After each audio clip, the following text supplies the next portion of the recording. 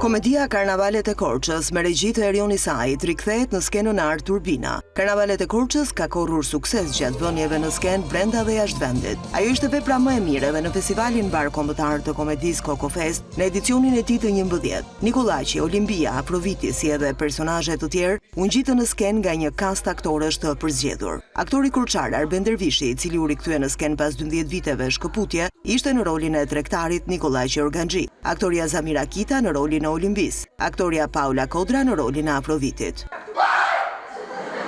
Shfaqja ngrihet mbi personazhet që krijoi Spiro Çomora. Nikollaq dhe Olimbi Organxhi, tregtar të fuqishëm në Korçë, kërkojnë një dhëndër për vajzën e tyre 36 vjeçare Afrovitin. Martesa has në pengesat e përzgjedhjes së kandidaturave për shkak të dëshirës pa kompromis të Olimbis për t'i bler vajzës piano përveç prikës. Risjellja e veprës Karnavalet e Korçës vjen ndryshe, si një rreth i madh vicioz bullizimi, deprimimi social, viziv, virtual, shoqëror dhe ekonomik.